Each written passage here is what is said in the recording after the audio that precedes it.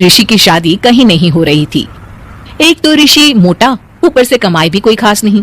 लेकिन कंचन को तो शौक था मॉडर्न बहू लाने का, और उसे एक दिन ऐसी लड़की मिल भी जाती है। हमें तो आपका ऋषि बहुत पसंद है, लेकिन मैं आपको साफ साफ बता देती हूँ, मेरी बेटी के शौक थोड़े से अलग है बहन जी। अरे बहन, हमें सब पसंद है।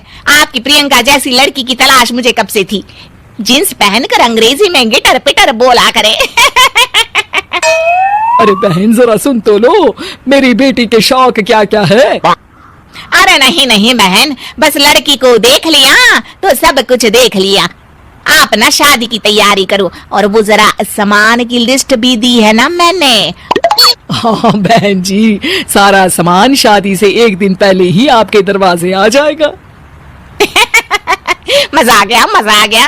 अब तो बस आप शादी की तैयारी करो। प्रियंका के माता पिता के जाने के बाद कंचन का पति उससे कहता है, अरे भाग्यवान, तुम तो कुछ ज्यादा ही जल्दी दिखा रही थी शादी की। अरे बोलने तो देती, लड़की की माँ क्या बोलना चाह रही थी।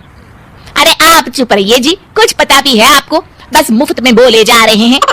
मेरी दोस्त शशि की बहू देखी, लंबी पतली और पढ़ी लिखी, हजारों में कमाई और संस्कारी भी। अरे पर जब वो मेरी बहू देखेगी तो जल भुन जाएगी। लेकिन तुम तो शादी ऋषि के लिए कर रही हो ना, या शशि के लिए? तुम्हारा लड़का कुछ कमाता भी नहीं है, और शरीर भी भगवान की दुआ से फूलता ही जा रहा है। फिर बोले आप हैं? फिर बोले आप?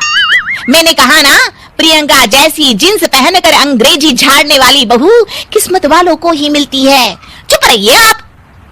पति के लाख कहने पर भी कंचन ऋषि की शादी प्रियंका से करवा देती है। लेकिन प्रियंका जैसे ही घर में आती है, वैसे ही जोर जोर से चिल्लाकर नाचने लगती है। आज मेरे यार की शादी है, आज मेरे यार की शादी है। अरे नाचो ना नाचो। आज मेरे यार की शादी है। कंचन, उसका पति और ऋषि ये देखकर हैरान रह जाते हैं। लग रहा है बहू को शादी की बड़ी खुशी है। हाँ हाँ, बहू क्यों नहीं, हम भी नाचेंगे। अरे नाचो नाचो जी, मुंह क्या देख रहे हो, चलो चलो नाचो, बहू कह रही है। कंचन ये कहकर प्रियंका के साथ नाचने लगती है। ऋषि और उसके पिता वहाँ से चले जाते हैं। अगले दिन कंचन अपनी सहेलियों को प्रियंका से मिलवाने के लिए घर बुलाती है, जहाँ शशि भी आती है। अरे शशि, कैसी हो?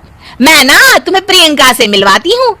अरे सच में बहुत ही एडवांस सोच की लड़की है, कितने मॉडर्न ख्यालात है उसके, पता है तुम्हें? अरे हाँ कंचन, जरूर। बच्चों की शादी अच्छी ही होनी चाहिए, और वैसे भी तुझे तो शुरू से ही ऊंचे ख्याल की बहू चाहिए थी।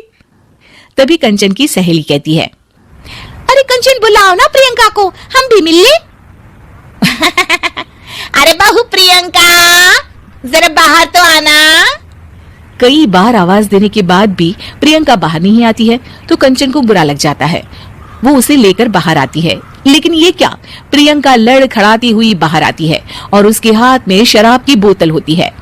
हालांकि शराब पीना स्वास्थ्य के लिए हानिकारक होता है, और ये हमारी किडनी के लिए बहुत ही खतरनाक है। लेकिन कंचन की बहू प्रियंका पूरे नशे में होती है।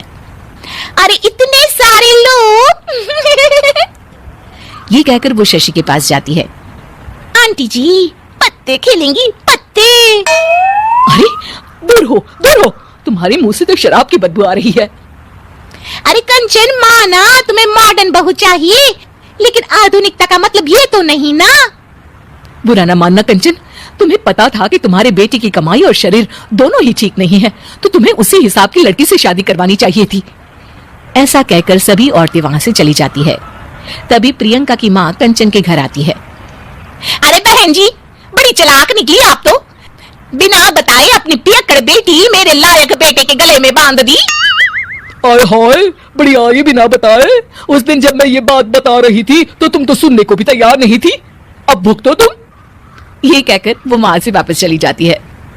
सबके जाने के बाद कंचन अपना सर पकड़ लेती है। हाय रे, आधुनिकता की अंधी दाड़ में मैं अपनी संस्कृति ही भूल बैठी थी। अब तो राम ही बचाए मुझे।